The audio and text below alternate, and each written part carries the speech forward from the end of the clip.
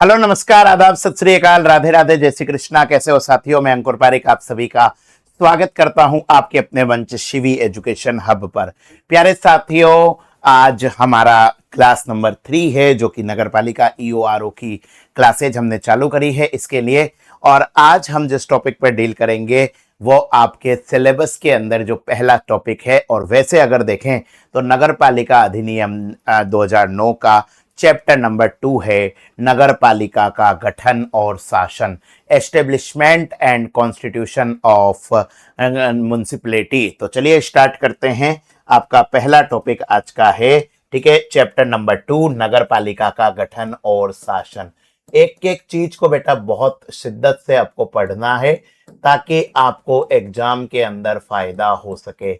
नगर पालिका का गठन एवं शासन, ठीक है, ये जो नगर पालिका का गठन एवं शासन है, इसके बारे में राजस्थान नगर पालिका अधिनियम 2009 के सेक्शन नंबर 3 से 50 तक मेंशन है। इसके बारे में मेंशन कहां पर है? इसके अंदर है बेटा, आप याद रख लेना, सेक्शन नंबर 3 से 50 तक पूरा डिटेल में दिया हुआ है। ठीक है, एक एक चीज आपके लिए इंपॉर्टेंट है, यहां से परीक्षा के अंदर क्वेश्चन बनते ही बनते हैं। ठीक है, चलिए, तो यहां पर नगर पालिका की धारा 3 से हम पढ़ेंगे। आप सभी से रिक्वेस्ट है, क्लास को ज्यादा से ज्यादा शेयर करेंगे और समझने पर ध्यान देंगे, एक एक चीज नोट डाउन करने पर चालू करेंगे। ठीक है, तो चलिए, सबसे पहले आता है धारा 3 सेक्शन नंबर 3। ठीक है, याद रखिए, इसको मैं चैप्टर 3 कर देता हूं। ठीक है, इसको मैं क्या कर देता हूं? चैप्टर नंबर 3 कर देता हूं, ताकि आपको आसानी से चीजें समझ में आ सके। ठीक है, चैप्टर 3।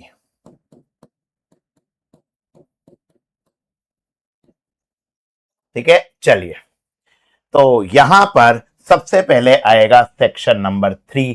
सेक्शन नंबर 3 है नगर पालिकाओं का परिसीमन। वेरी इंपॉर्टेंट, नगर पालिका कैसे बनती है, ये सेक्शन नंबर 3 के अंदर है और ये आपके लिए बहुत ज्यादा इंपॉर्टेंट है। सेक्शन नंबर 3 है डिलिमिटेशन ऑफ नगर पालिका, नगर पालिकाओं का परिसीमन। ठीक है, सेक्शन नंबर 3 क्या है? नगर पालिका का परिसीमन। परिसीमन का मतलब क्या होता है? कौन सी नगर पालिका क्या होगी ये, ठीक है, इसे कहा जाता है इंग्लिश में डिलिमिटेशन, डिलिमिटेशन ऑफ म्युनिसिपैलिटी। बहुत इंपॉर्टेंट है, ध्यान से देखना। सबसे पहले तो भैया डिलिमिटेशन करने का अधिकार किसके पास में है? ठीक है, इस सेक्शन के अंदर बहुत सारे पॉइंट है, अब आपको इन सारे पॉइंट्स के बारे में देखना है। सबसे पहले तो आपको याद रखना है, ये काम करेगी स्टेट गवर्नमेंट। ठीक है, सबसे पहले ये काम कौन करती है? तीसरे का पहला पॉइंट है राज्य सरकार। आपकी स्टेट गवर्नमेंट के पास में ये अधिकार है। ध्यान से देखिएगा, प्रश्न बनता है, राज्य सरकार किसी भी क्षेत्र को नगरपालिका क्षेत्र में घोषित कर सकती है या किसी भी क्षेत्र को नगरपालिका में जोड़ सकती है। राज्य सरकार के पास में यह अधिकार है कि सबसे पहले तो भैया वो कोई भी क्षेत्र है, जैसे मान लो कोई गांव है, किसी क्षेत्र को, ठीक है, राज्य सरकार नगर पालिका घोषित कर सकती है कि मान लो रामपुर पंचायत आज से रामपुर नगर पालिका हो सकती है। राज्य सरकार किसी भी क्षेत्र को, कोई भी एरिया है, उसको नगर पालिका क्षेत्र घोषित कर सकती है। नंबर 1 पॉइंट तो है, राज्य सरकार के पास में यह अधिकार है कि वो किसी क्षेत्र को नगरपालिका क्षेत्र घोषित कर सकती है या फिर राज्य सरकार किसी क्षेत्र को नगरपालिका के अंदर जोड़ सकती है। अब आपको मैं यहां से जो भी समझाऊंगा, बार बार नगरपालिका वर्ड नहीं लिखूंगा, उसकी जगह में शॉर्ट में एनपी लिखूंगा। ध्यान रखना, आज के बाद में इस पूरे चैप्टर के अंदर जहां जहां एनपी लिखते हैं, इसका मतलब अपने आप आपको समझना है कि सर किसकी बात कर रहे हैं? नगर पालिका की बात कर रहे हैं। ये पॉइंट आपको याद रखना है। किसी भी क्षेत्र को नगरपालिका क्षेत्र में घोषित कर सकती है या नगरपालिका में जोड़ सकती है। राज्य सरकार किसी क्षेत्र को नगरपालिका से हटा भी सकती है। ठीक है, इसके बाद में दूसरा पॉइंट है बी का, कि किसी क्षेत्र को नगर पालिका से अपवर्जित भी कर सकती है। कोई क्षेत्र है, कोई एरिया है, राज्य सरकार को लगा कि भैया ये नगर पालिका के अंदर शामिल नहीं होना चाहिए, तो वो उसे नगर पालिका से अपवर्जित भी कर सकती है, हटा भी सकती है। ठीक है, इंक्लूड कर सकती है, एक्सक्लूड कर सकती है, नगर पालिका की सीमा में परिवर्तन कर सकती है। राज्य सरकार के पास में यह भी अधिकार है, ध्यान से देखना, राज्य सरकार के पास में यह भी अधिकार है कि भैया वो नगर पालिका की सीमा में यानी कि बाउंड्री के अंदर चेंज भी कर सकती है, कि नगर पालिका की सीमा के अंदर परिवर्तन भी कर सकती है। सर नगर पालिका की सीमा के अंदर राज्य सरकार किस प्रकार परिवर्तन करेगी? एक नगर पालिका से एक से ज्यादा नगर पालिका बना सकती है, एक से ज्यादा नगर पालिकाएं हैं उनको जोड़ के नगर पालिका, एक नगर पालिका हटा सकती है। ठीक है, तो यहां पर याद रखना है, एक नगर पालिका है, अगर राज्य सरकार चाहे तो ये इसे एक से ज्यादा नगर पालिका बना सकती है, और एक से ज्यादा नगर पालिका है, अगर राज्य सरकार चाहे तो उसे एक नगर पालिका बना सकती है। जैसे आपने देखा होगा पिछले साल जब अशोक गहलोत सरकार थी कि जयपुर नगर निगम, जोधपुर नगर निगम को इन्होंने दो भाग में बांट दिया था। इसके बाद वापस भजन लाल शर्मा सरकार आई, तब उन्होंने फिर से इसको एक भाग में बांट दिया। ठीक है, दोनों को एक भाग में जोड़ दिया। उसके बाद में राज्य सरकार के पास में यह भी अधिकार है कि किसी नगर पालिका को ही कह सकती है कि भैया 2 रुपए की पेंसिल, आज से तुम नगर पालिका से कैंसिल, किसी क्षेत्र को नगर पालिका से हटा भी सकती है। तो सबसे पहला पॉइंट तो आपको यही याद रखना है, चैप्टर नंबर 3 के अंदर पहले ही जो धारा है सेक्शन नंबर 3, नगर पालिका का परिसीमन करने का अधिकार राज्य सरकार के पास में है।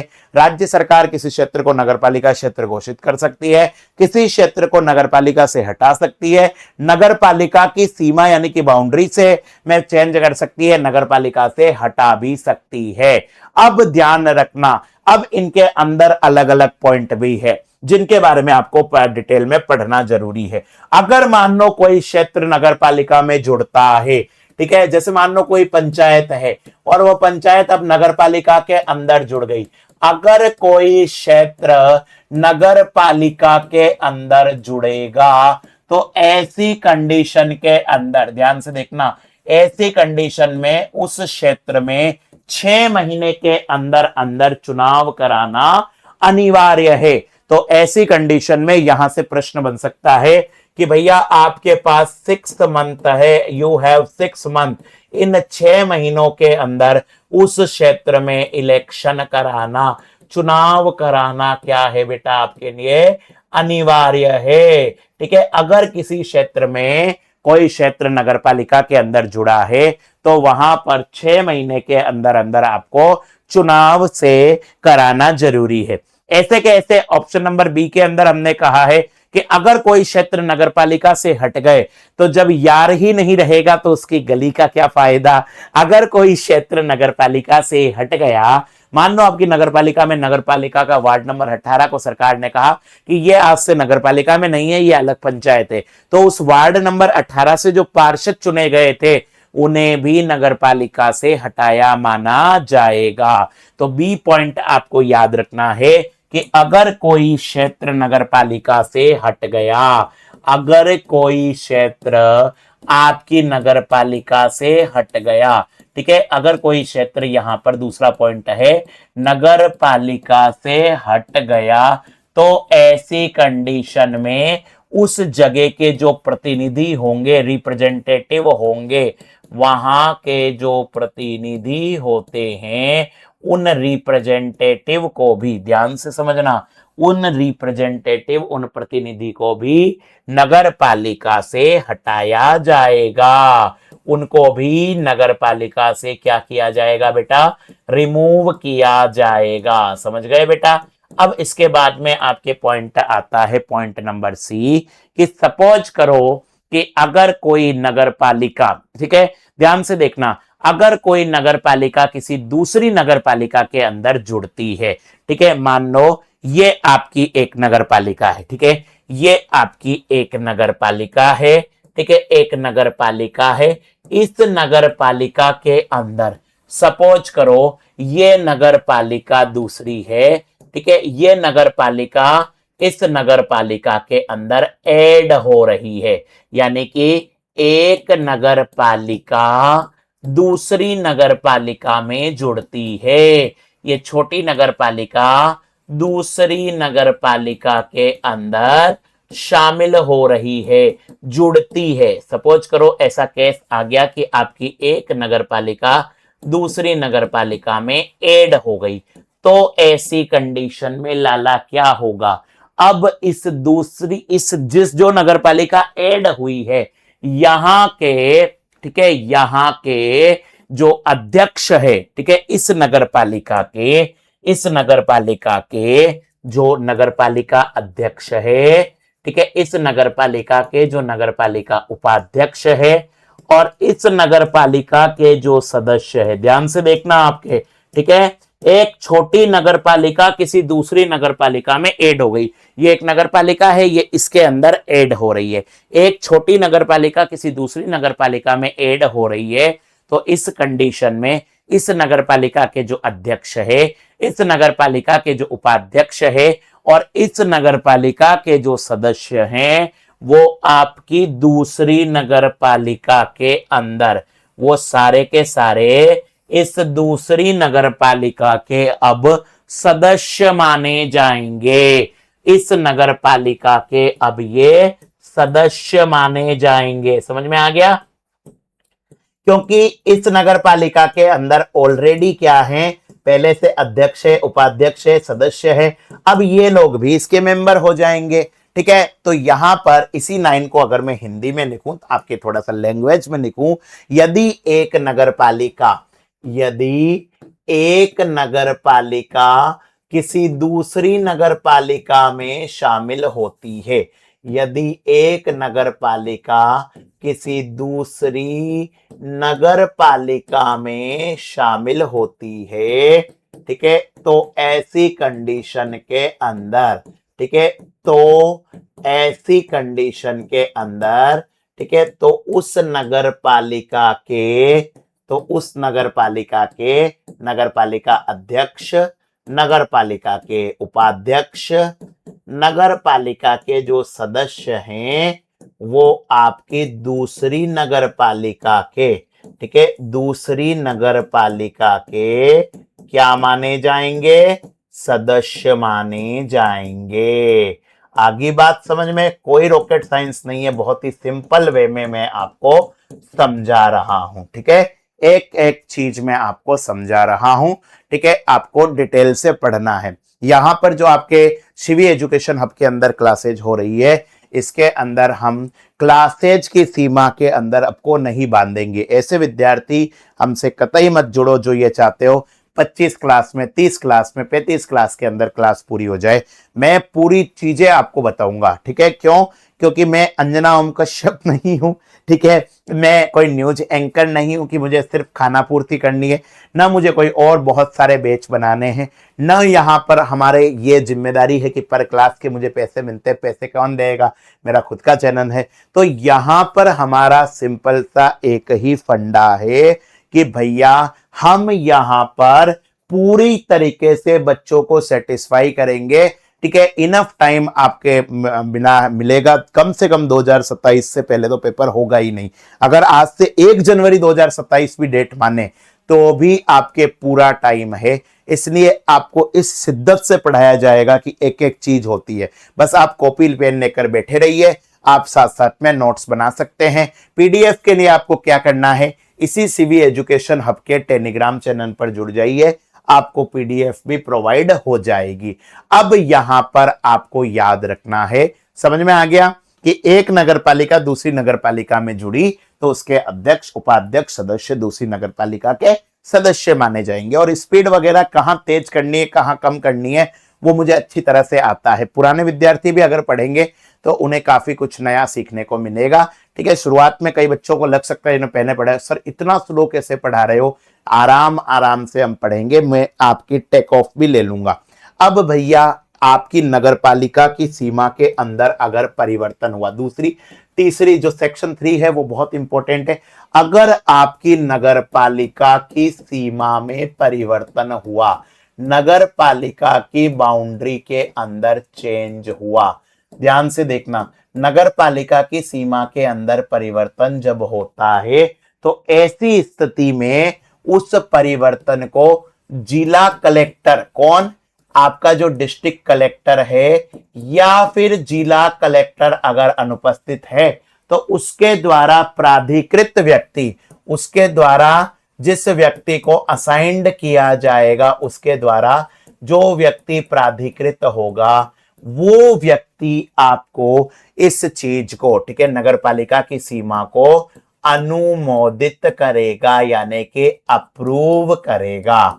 समझ में आ गया कि आपकी नगर पालिका के अंदर, ठीक है, आपकी नगर पालिका के अंदर किसी भी प्रकार की सीमा में परिवर्तन हुआ है, नगर पालिका के ठीक है, आपके नाम में परिवर्तन हुआ, कुछ भी परिवर्तन हुआ, तो उस परिवर्तन को अप्रूव करने का काम जिला कलेक्टर करेगा। ठीक है, अब ऐसे सपोज करो कि कोई नगर पालिका अगर नहीं रही, कोई क्षेत्र है जो नगर पालिका नहीं रहा, ठीक है, वार्ड नंबर 18 को हटा दिया नगर पालिका से, तो उस अस्तित्वहीन नगर पालिका के पास में जो प्रॉपर्टी थी, उसके जो राइट थे, उसके जो ड्यूटी थे, उसके जो चार्ज थे, वो किसके पास जाएंगे? तो अगला पॉइंट आपको याद रखना है, बहुत इंपॉर्टेंट है इसके अंदर तीसरा पॉइंट, कि यदि कोई क्षेत्र नगर पालिका न रहे, यदि आपके कोई स्थानीय क्षेत्र, कोई लोकल एरिया,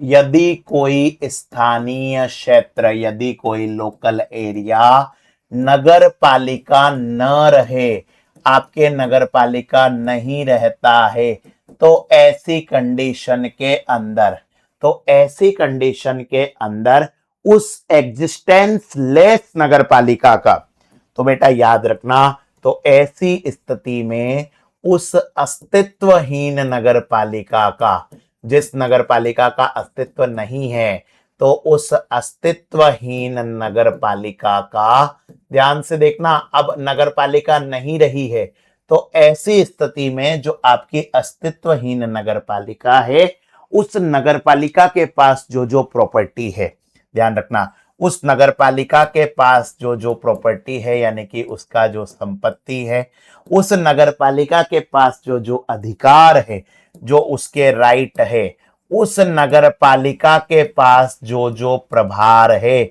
यानी कि जो चार्ज है, या उस नगर पालिका के पास जो दायित्व है, जो रेस्पॉन्सिबिलिटी है, ठीक है, आपकी अस्तित्वहीन नगर पालिका जो पहले नगर पालिका थी, अब नगर पालिका नहीं है, तो आपकी उस नगर पालिका की जो संपत्ति है, जो अधिकार है, जो उसके प्रभार है और जो उसके दायित्व है, ये सब के सब राज्य सरकार में निहित होंगे, इंक्लूडेड इन स्टेट गवर्नमेंट। ये सारे के सारे आपके राज्य सरकार जो होती है, स्टेट गवर्नमेंट जो होते हैं, उनके अंदर निहित होते हैं, राज्य सरकार में निहित होंगे। समझ में आ गया बेटा? अब ये जो अस्तित्वहीन नगर पालिका है, एग्जिस्टेंस लेस म्युनिसिपैलिटी है, इसके जितने भी आउटपुट हो रहे हैं, मान लो ये नगर पालिका कुछ कमाती भी थी, ठीक है, तो इस अस्तित्वहीन नगर पालिका के जो आगम है, यानी कि इसके जो इनपुट हो रहे हैं, ये जो कमाती थी, ये इनपुट बेटा राज्य सरकार के आदेश से उस स्थानीय क्षेत्र के फायदे के लिए खर्च होंगे। ठीक है, ऐसा नहीं है कि नगर पालिका हट गई तो उस क्षेत्र से जो कमाई हो रही थी वो चले जाएंगे।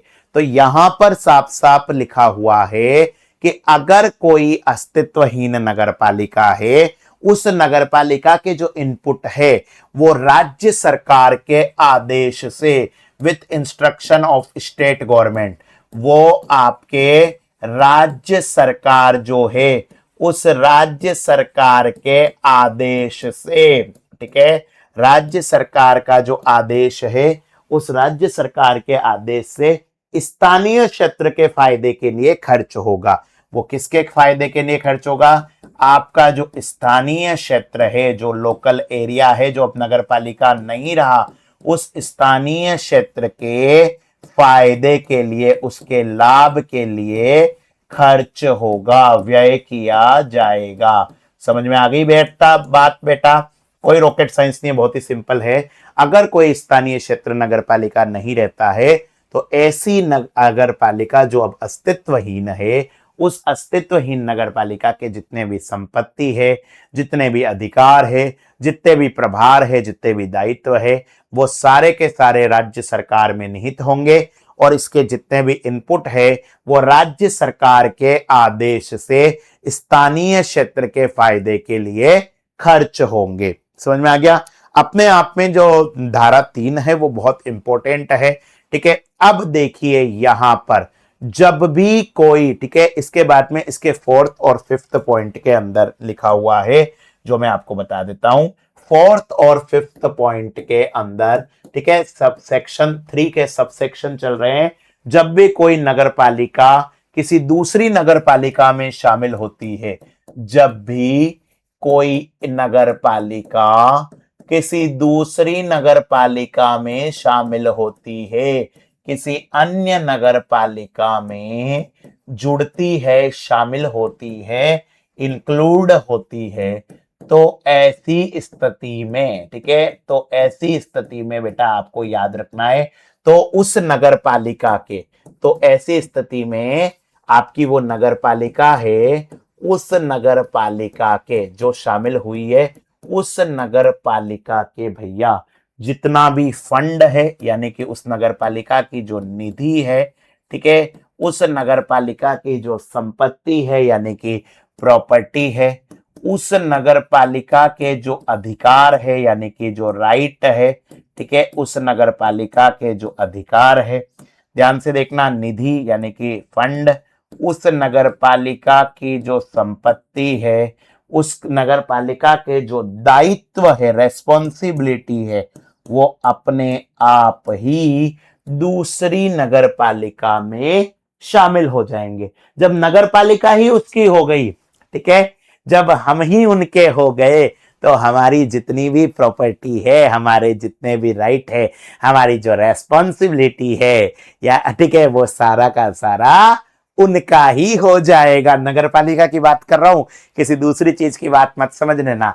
तो ये सारा का सारा दूसरी नगर पालिका में शामिल माना जाएगा।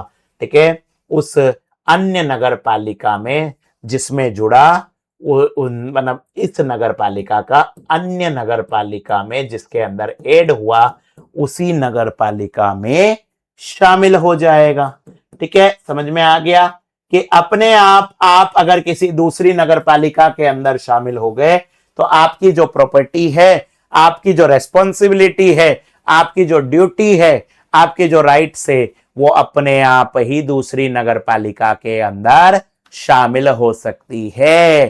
ठीक है, चलिए, इसके बाद में सरकार को एक ऑप्शन दिया गया है सब सेक्शन 6 के अंदर, आपको याद रखना है, नगर पालिका का जो भंडार गृह है, ठीक है, नगर पालिका का जो गोदाम है जिसे कहा जाता है नगर पालिका का भंडार गृह, नगर पालिका का जो कारोबार स्थल है जहां पर नगर पालिका काम करती है, कारोबार स्थल जो है, या आपकी नगर पालिका का जो विनिर्माण क्षेत्र है, जो मैन्युफैक्चरिंग एरिया है, आपकी नगर पालिका का जो विनिर्माण क्षेत्र है, वो सारा का सारा अगर आपके 2 या 2 से अधिक नगर पालिका की सीमा के भीतर हो, ठीक है, सपोज करो कि एक कोई भंडार गृह है, कोई कारोबार स्थल है, कोई मैन्युफैक्चरिंग इलाका है जो एक नगर पालिका के अंदर भी है, दूसरे नगर पालिका के अंदर भी है, ठीक है, लंबा वो फैला हुआ है, ठीक है, कोई सेज हो गया, कोई इकोनॉमिक एक्टिविटी हो गई, कोई गाड़ियां बनती है, वो उनसे रिलेटेड ऐसी चीज हो गई, ठीक है, जो एक नगर पालिका के अंदर नहीं आ रहे हैं, वो 2 या 2 से अधिक नगर पालिका की सीमा के अंदर हो। जो आपके 2 या 2 से अधिक नगर पालिका की सीमा के भीतर हो, ये आपके 2 या 2 से अधिक नगर पालिका की सीमा के भीतर हो, ऐसी स्थिति में क्या होगा, ध्यान से देखना बेटा, ऐसी स्थिति के अंदर क्या होगा, जब आपकी 2 या 2 से अधिक सीमा के भीतर हो, तब राज्य सरकार अधिसूचना के द्वारा ऐसी स्थिति में जो आपकी स्टेट गवर्नमेंट है, आपकी जो राज्य सरकार है, वो राज्य सरकार अधिसूचना के द्वारा बाय नोटिफिकेशन, आपकी जो राज्य सरकार है वो राज्य सरकार अधिसूचना के द्वारा नोटिफिकेशन से उस पर्टिकुलर कारोबार स्थल, उस पर्टिकुलर विनिर्माण क्षेत्र, उस पर्टिकुलर भंडार गृह को नई नगर पालिका में बदल सकती है। ठीक है, नई नगर पालिका के अंदर बदल सकती है। समझ में आ रहा है बेटा? रॉकेट साइंस नहीं है, बहुत ही आसानी से आप समझ जाओगे अगर समझने की कोशिश करोगे। एक साथ मैं आपको लास्ट में रिवाइज भी करा दूंगा, आप नोट करते जाओगे तो आधी से ज्यादा चीजें तो आपके लिए वैसे ही सही हो जाएगी। भंडारगृह, कारोबार स्थल और विनिर्माण क्षेत्र को, ठीक है, दो या दो से अधिक नगर पालिका की सीमा के भीतर है, राज्य सरकार नोटिफिकेशन के थ्रू नई नगर पालिका के अंदर बदल सकती है। ठीक है, चलिए अब यहां पर मान लो कोई स्थानीय क्षेत्र नगर पालिका के अंदर शामिल हो गए। ठीक है, कोई एरिया नगर पालिका के अंदर शामिल हो गया। सपोज करो इसके अंदर 7वें पॉइंट के अंदर है, जब कोई स्थानीय क्षेत्र, जब आपका कोई लोकल एरिया, जब कोई स्थानीय क्षेत्र, मैंने पहले ही कहा था ये तीसरी धारा बड़ी है, जब कोई स्थानीय क्षेत्र किसी नई नगर पालिका में शामिल हो गया, किसी नगर पालिका के अंदर शामिल हो गया, राज्य सरकार ने रामपुर गांव को फतेहनगर नगर पालिका के अंदर शामिल कर दिया, तो ऐसी कंडीशन के अंदर, तो ऐसी कंडीशन में राज्य सरकार ने जो नगर पालिका के लिए बनाए हैं, याद रखना राज्य सरकार के द्वारा ऐसी चीजें जो नगर पालिका के लिए बनाए गए हैं, नगर पालिका के लिए जो बनाए गए हैं, चाहे उनको आपके दो नियम, ठीक है, नगर पालिका के लिए आपने कोई नियम बना दिए, कोई रूल बना दिए, कोई सब रूल या सब रो बना दिए, आपने राज्य सरकार ने कोई उपनियम बना दिए, राज्य सरकार ने कह दिया भैया उस नगर पालिका के लिए कोई आप आदेश दे रहे हो, इंस्ट्रक्शन दे रहे हो, कोई आप अधिसूचना दे रहे हो, नोटिफिकेशन दे रहे हो, या मेरे भाई आप उसके लिए कोई नोटिस दे रहे हो, तो जो नगर पालिका के लिए ये नियम है, अब वो स्थानीय क्षेत्र भी नगर पालिका के अंदर शामिल हो गया है, वो एरिया भी नगर पालिका के अंदर अपने आप शामिल हो गया, तो स्वतः ही वो सारी की सारी चीज उस क्षेत्र में भी लागू होगी, that are directly applicable on that area, उस क्षेत्र के अंदर भी वो सारी की सारी चीजें लागू होगी। जब कोई स्थानीय क्षेत्र किसी नगर पालिका के अंदर शामिल होता है, तो आपने नगर पालिका के लिए जो नियम बनाए हैं, आपने नगर पालिका के लिए जो उपनियम बनाए हैं, जो आदेश है, जो अधिसूचना है, जो नोटिस है, वो स्वतः ही उस क्षेत्र में भी लागू हो जाएंगे। ये आपको याद रखना है। अब मैं आपको 8वें पॉइंट के अंदर बताता हूं, जिसके अंदर कोई आपके दो केस दे रखे हैं। ठीक है, अब आपके अपने आप देखिए 8वां पॉइंट जो है, मतलब नगरपालिका अधिनियम 2009 की धारा 3 की उपधारा 8 में है, दो अलग अलग केस दे रखे हैं। ठीक है, सबसे पहले तो भैया ये केस फर्स्ट है, इसके अंदर आपको ये दे रखा है कि जब कोई गांव ही पूरा का पूरा गांव ही शहर बन जाता है, जब पूरा गांव क्या बन जाए, शहर बन जाए। इसका एक एग्जाम्पल बताता हूं, नागौर जिले के अंदर एक पंचायत थी, जायल पंचायत। राजस्थान सरकार ने अधिसूचना के द्वारा कह दिया कि आज से ये जो जायल है ये नगर पालिका हो जाएगी। तो ऐसी कंडीशन में क्या होगा, यहां पर दो चीजें हैं, ये आपका गांव था, अब ये यूं का यूं ही है, पर अब इसे कहा जाएगा शहर। ये गांव क्या हो गया, शहर हो गया। तो ऐसी कंडीशन में इस गांव के अंदर जो सरपंच है, ध्यान से देखना, इस गांव के अंदर पहले होता था सरपंच।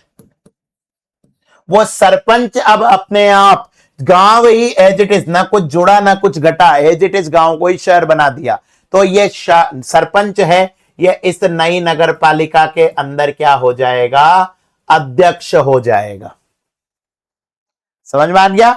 पहले यहां पर पंचायत थी, गांव था, इसका मतलब यहां पे क्या थी, पंचायत होती थी। लेकिन अब यहां पर नगर पालिका हो गई है मेरी जान। तो नगर पालिका हो गई है, तो ऐसी स्थिति में सरपंच साहब बन गए अध्यक्ष। आपकी नगर पालिका के अंदर जो उप सरपंच है, वो उप सरपंच साहब क्या बन गए, उपाध्यक्ष बन गए। उप सरपंच साहब आपके उपाध्यक्ष बन गए। आपकी नगरपालिका के अंदर जो वार्ड पंच हुआ करते थे, वो सारे के सारे वार्ड पंच क्या बन गए हैं, वार्ड पंच बन गए हैं नगरपालिका के पार्षद। ये क्या बन गए, यहां पर इनको कहेंगे पार्षद। यहां पर जो पंचायतों के लिए अगर आप ग्राम विकास अधिकारी बन जाते हैं, वीडियो बन जाते हैं, तो आपको एक ट्रेनिंग के दौरान एक एक्ट पढ़ाया जाता है। ये सारे के सारे जिस नियम से चलते हैं, उस नियम को कहा जाता है, ध्यान से देखना बेटा, इसे इसके अंदर जो नियम चलता है, उस नियम को कहा जाता है राजस्थान पंचायती राज अधिनियम 1994। राजस्थान पंचायती राज अधिनियम 1994। राजस्थान पंचायती राज अधिनियम 1994। और अब ये शहर बन गया, तो यहां पर रूल चेंज हो जाएगा। अब इसके अंदर क्या होगा, जो आप पढ़ रहे हो वो लागू हो जाएगा। नाउ राजस्थान म्युनिसिपैलिटी एक्ट 2019, ठीक है, 2009, राजस्थान नगर पालिका अधिनियम 2009 यहां पर लागू होगा। आ गई बात समझ में। यहां पर राजस्थान पंचायती राज अधिनियम लग रहा था, यहां पर राजस्थान नगरपालिका अधिनियम 2009 लगा था। ठीक है, पूरा का पूरा पंचायत कन्वर्ट हो गया आपके शहर में।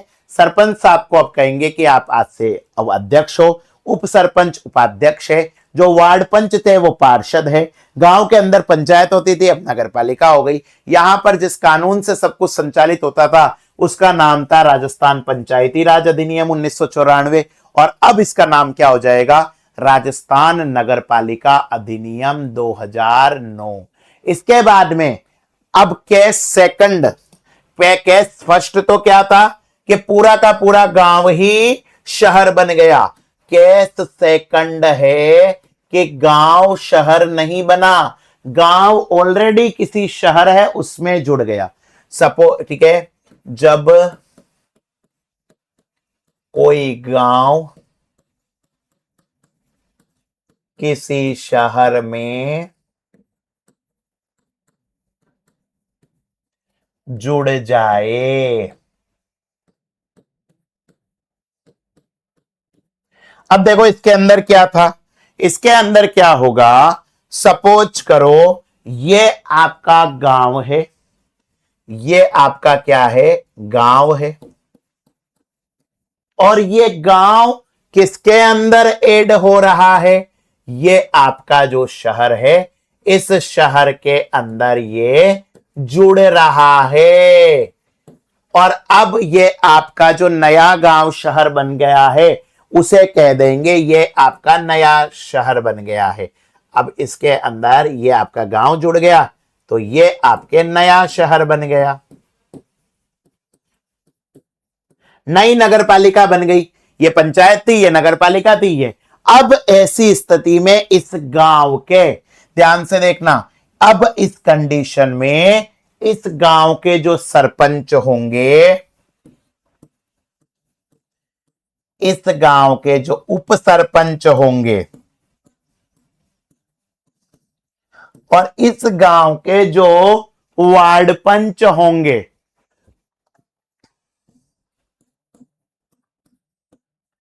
वो अपने आप नई नगर पालिका में पार्षद माने जाएंगे।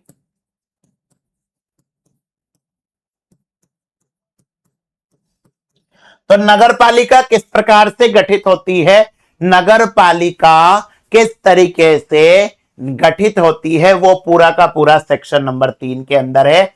चलिए आपको एक बार मैं रिवाइज करवा देता हूं, ध्यान से देखना, ठीक है। बहुत बड़ा है, अपने आप में एक पॉइंट प्रश्न इसमें से आता ही आता है। सेक्शन नंबर 3 है नगर पालिका का परिसीमन, डिलिमिटेशन ऑफ नगर पालिका। ध्यान से देखिए, आपके राज्य सरकार के पास में इतना अधिकार है कि किसी भी क्षेत्र को नगरपालिका क्षेत्र घोषित कर सकती है, नगरपालिका से नगरपालिका में जोड़ सकती है, किसी क्षेत्र को नगरपालिका से अपवर्जित कर सकती है, नगरपालिका की सीमा में परिवर्तन कर सकती है, एक नगरपालिका को एक से अधिक नगरपालिका में कन्वर्ट कर सकती है, एक से अधिक नगरपालिका को एक नगरपालिका बना सकती है, किसी क्षेत्र को नगरपालिका से हटा भी सकती है।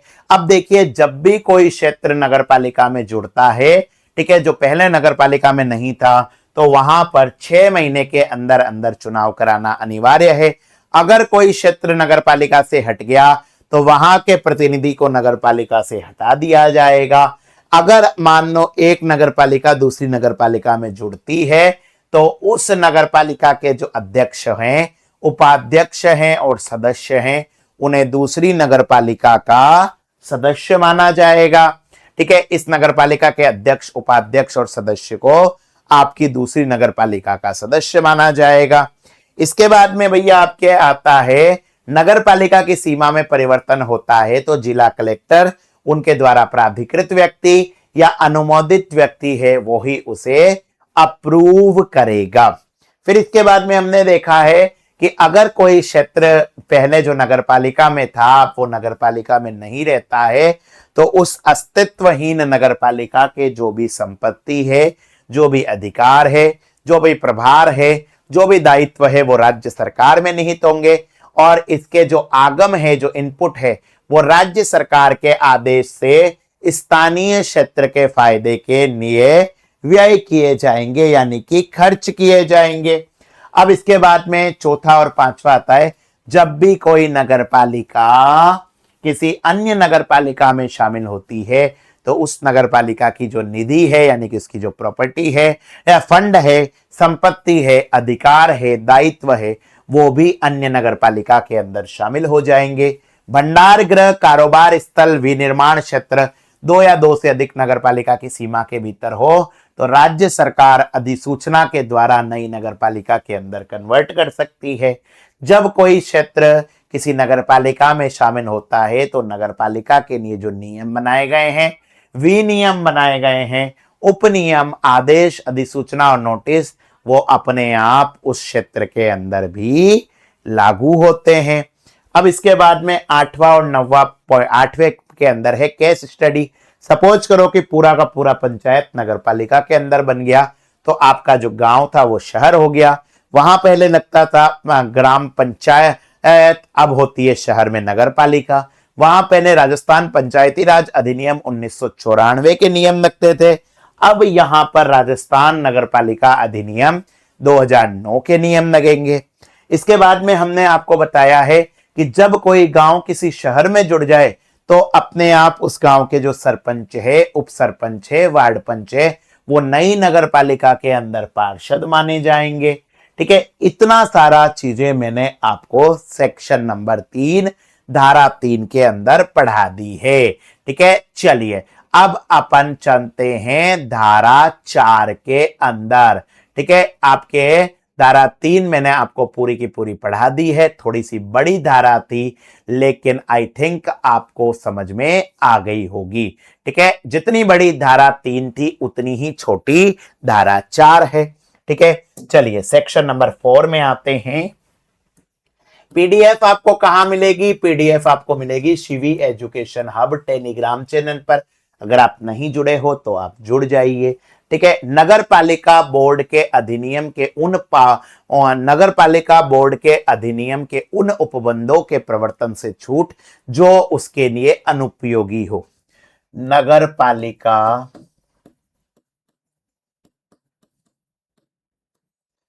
बोर्ड के, आपके जो नगर पालिक बोर्ड है, ठीक है,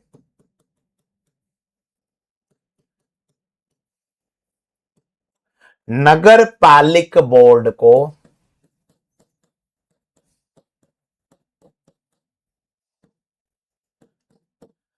अधिनियम के उन उपबंधों से छूट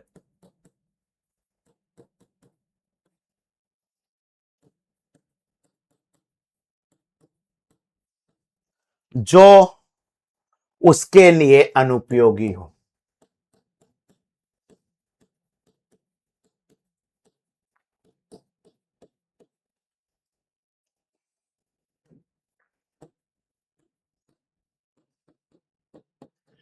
सर इसका मतलब क्या है? इसका मतलब बेटा सिंपल सी बात है, राजस्थान नगरपालिका अधिनियम 2009 के अंदर मान लो कोई ऐसा प्रोविजन हो जो पर्टिकुलर एक नगरपालिका के लिए एप्लीकेबल नहीं हो या उस नगरपालिका के लिए उसको यूज नहीं करना चाहिए, तो उससे उसे छूट मिल सकती है। ये छूट कौन देगी? ये छूट देगी राज्य सरकार। ठीक है, तो याद रखना, नंबर वन तो याद रखना, जैसे मान लो बॉर्डर पर है कोई कोई आपकी नगरपालिका है जो पाकिस्तान बॉर्डर पर है, और हम चाहते हैं कि देश की सुरक्षा के लिए ये वाला जो नियम है, पर्टिकुलर एक्स नियम है, ये इस नगरपालिका में नहीं जुड़ सकता है, तो स्टेट गवर्नमेंट, ठीक है, राज्य सरकार के पास में ये अधिकार है। राज्य सरकार ये काम कर सकती है, लेकिन अपनी मर्जी से नहीं। सबसे पहले तो राज्य सरकार को एक लेखबद्ध कारण से, एक रिटर्न में रीजन बताना होगा कि भैया इस कारण से, लेखबद्ध कारण से, ठीक है, राज्य सरकार अधिसूचना के द्वारा, बाय नोटिफिकेशन, राज्य सरकार लेखबद्ध कारणों से अधिसूचना के द्वारा, एक नोटिफिकेशन के द्वारा, ऐसा कोई प्रावधान है जो प्रावधान उस नगरपालिका के लिए उपजाऊ नहीं है, उपयोगी नहीं है, उस प्रावधान को हटा सकती है। ठीक है, तो राज्य सरकार के पास में ये प्रोविजन है कि वो किसी ठीक है, किसी कानून को, किसी नियम को, राजस्थान नगरपालिका अधिनियम 2009 के किसी चैप्टर या किसी धारा को या किसी उपधारा को पर्टिकुलर उस नगरपालिका के लिए हटा भी सकती है। सेम टू सेम राज्य सरकार के पास ये भी प्रावधान है। आपकी जो राज्य सरकार है उसके पास ये प्रावधान भी है कि वो नियम बनाकर, स्पेशली रूल बनाकर,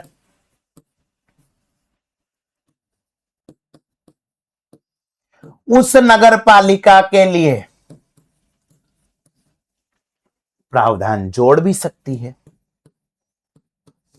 सपोज करो, जैसे एक एग्जांपल बताता हूं, रेन वाटर हार्वेस्टिंग की हम बात करते हैं कि भैया छत के ऊपर जो पानी हो रहा है बारिश का, उसको हम बचा रहे हैं, हम रेन वाटर हार्वेस्टिंग की बात कर रहे हैं।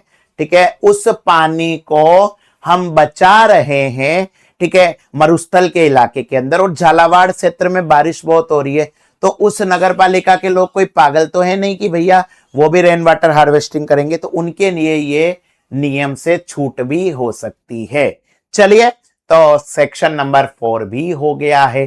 ठीक है, अब हम आपके आते हैं सेक्शन नंबर 5 पर, आज का आखिरी, नगर पालिका की स्थापना और निगमन। ठीक है, establishment and incorporation of municipality, section number 5। जरूरत से ज्यादा भी नहीं पढ़ना है, ठीक है, क्योंकि अति सर्वत्र वर्जित नई चीज है, धीरे धीरे आपकी आदत बढ़ेगी, कोई जल्दी नहीं है। ठीक है, मैं बार बार आपको यही बता रहा हूं, जिस हिसाब से मैं पढ़ा रहा हूं उस हिसाब से पढ़ लीजिए, सारा काम हो जाएगा। नगर पालिका की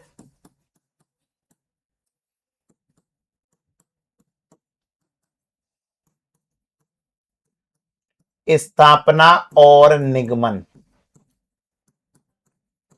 establishment and incorporation of municipality.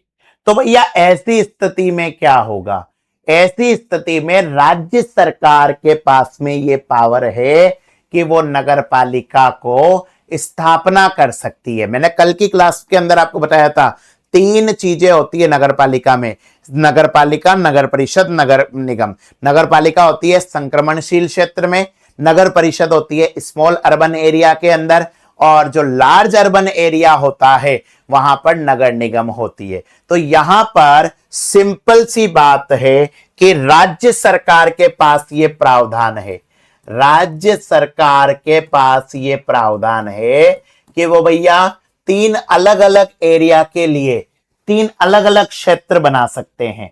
जो आपके संक्रमणशील क्षेत्र है, पिछली क्लास के अंदर परिभाषाओं में मैंने आपको बताया था, ठीक है, जो गांव से नया नया शहर बना सकती है, जो आपके संक्रमण कालीन क्षेत्र है, ट्रांजिशनल एरिया है, उस संक्रमण कालीन क्षेत्र के अंदर नगर पालिका की स्थापना करेगी। जो आपके लघुत्तर नगरीय निकाय है, स्मॉल अर्बन एरिया है,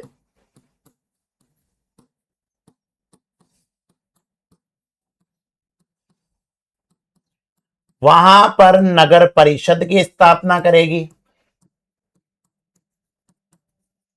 और जो आपके बृहत्तर नगरीय क्षेत्र है, लार्ज अर्बन एरिया है,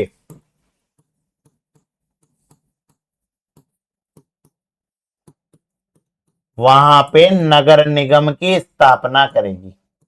तो ध्यान से देखना, आपकी राज्य सरकार के पास में यह प्रावधान है कि राज्य सरकार जो संक्रमणशील क्षेत्र है वहां के लिए नगर पालिका बना सकती है, जो स्मॉल अर्बन एरिया है वहां पर नगर परिषद बना सकती है, और जो लार्ज अर्बन एरिया है वहां पर नगर निगम बना सकती है। और जैसे ही इन क्षेत्रों को राज्य सरकार बनाएगी, अपने आप राज्य सरकार की ही जिम्मेदारी है, इन तीनों के लिए वो स्थान लोकेटेड करेगी कि कहां से कहां तक है, कौन सी जगह।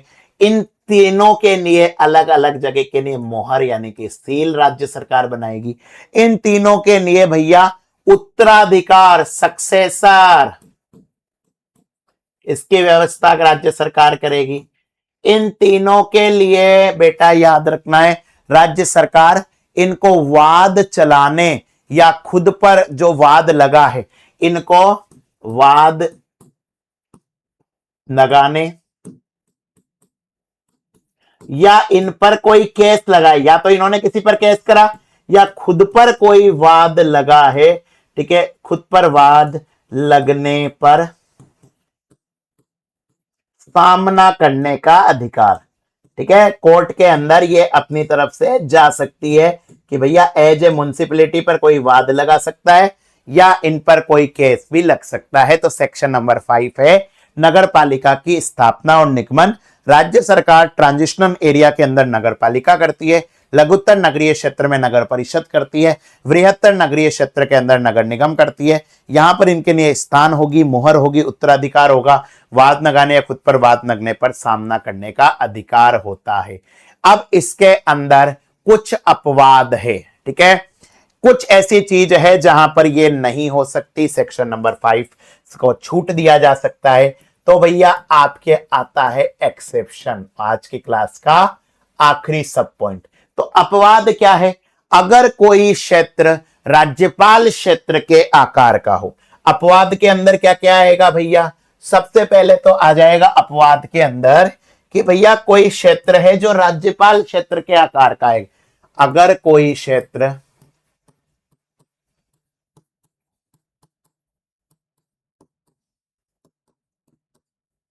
राज्यपाल क्षेत्र के आकार का है, एरिया ऑफ गवर्निंग एरिया, अगर कोई क्षेत्र राज्यपाल क्षेत्र के आकार का हो तो उसे नगरपालिका गठन से छूट दी जा सकती है। अगर कोई क्षेत्र औद्योगिक क्षेत्र है, अगर आवश्यकता लगे कि भैया ये इंडस्ट्रियल एरिया है, औद्योगिक क्षेत्र है, स्क्रीनशॉट के भरोसे मत रहो, मैं बार बार एक ही चीज कह रहा हूं कि ये आपके काम की है, नोट्स बनाने हैं। अगर आपका कोई क्षेत्र सांस्कृतिक, ऐतिहासिक या पर्यटन के महत्व का है, आपका जो एरिया है वो सांस्कृतिक, कल्चरल, ऐतिहासिक, हिस्टोरिकल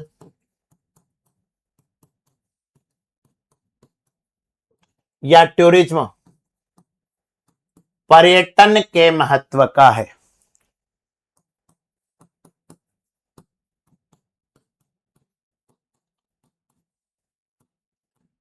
ध्यान से देखना, अगर कोई क्षेत्र राज्यपाल क्षेत्र का है, अगर कोई क्षेत्र औद्योगिक क्षेत्र का है, सांस्कृतिक, ऐतिहासिक या पर्यटन का महत्व का है, तो भैया ऐसी स्थिति में राज्य सरकार के पास ये अधिकार है। तो ऐसी स्थिति में आपकी जो स्टेट गवर्नमेंट है, वो जो राज्य सरकार है, वो भैया अधिसूचना के द्वारा, बाय नोटिफिकेशन, तो ऐसी स्थिति में वो जो राज्य सरकार है, वो राज्य सरकार बेटा अधिसूचना के द्वारा उस इलाके के अंदर बाय नोटिफिकेशन, अधिसूचना के द्वारा उस क्षेत्र को नगरपालिका से हटाकर विकास प्राधिकरण यानी कि डेवलपमेंट अथॉरिटी में कन्वर्ट कर सकती है। अधिसूचना के द्वारा उस क्षेत्र को नगर पालिका से हटाकर विकास प्राधिकरण बना सकती है, डेवलपमेंट अथॉरिटी बना सकती है।